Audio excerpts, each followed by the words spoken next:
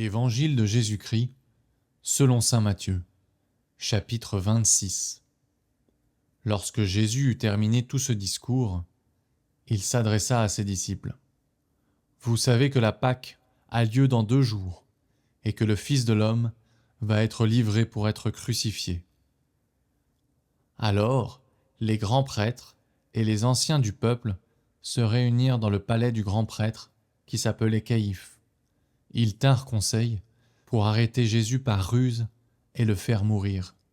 Mais ils se disaient « Pas en pleine fête, afin qu'il n'y ait pas de trouble dans le peuple. » Comme Jésus se trouvait à Béthanie, dans la maison de Simon le lépreux, une femme s'approcha, portant un flacon d'albâtre contenant un parfum de grand prix.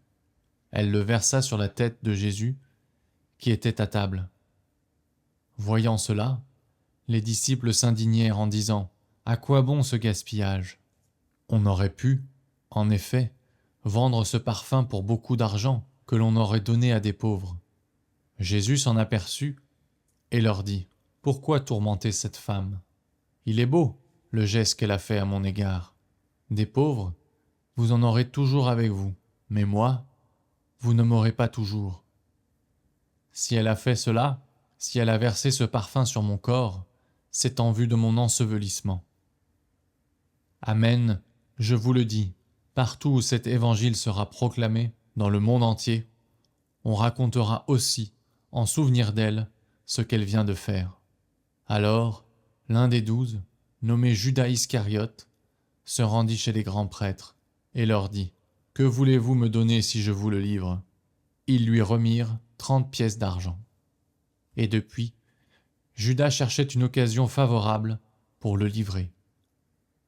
Le premier jour de la fête des pains sans levain, les disciples s'approchèrent et dirent à Jésus « Où veux-tu que nous fassions les préparatifs pour manger la Pâque ?» Il leur dit « Allez à la ville, chez un tel, et dites-lui, le Maître te fait dire, mon temps est proche, c'est chez toi que je veux célébrer la Pâque avec mes disciples. » Les disciples firent ce que Jésus leur avait prescrit, et ils préparèrent la Pâque. Le soir venu, Jésus se trouvait à table avec les 12. Pendant le repas, il déclara « Amen, je vous le dis, l'un de vous va me livrer. » Profondément attristés, ils se mirent à lui demander, chacun son tour, « Serait-ce moi, Seigneur ?»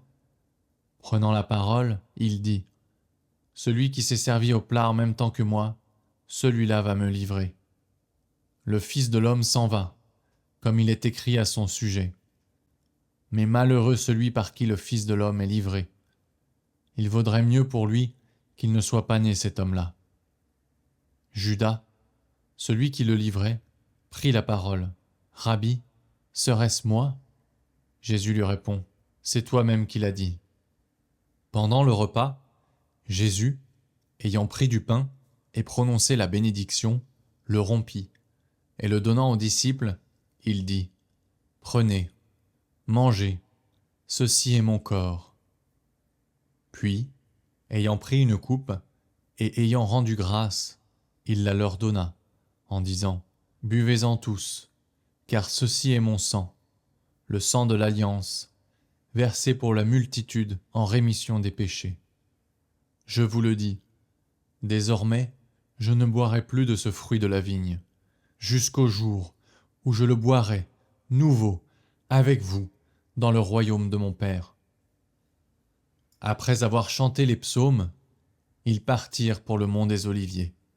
Et Jésus leur dit, « Cette nuit, je serai pour vous tous une occasion de chute, car il est écrit, « Je frapperai le berger, et les brebis du troupeau seront dispersées. » Mais une fois ressuscité, je vous précéderai en Galilée.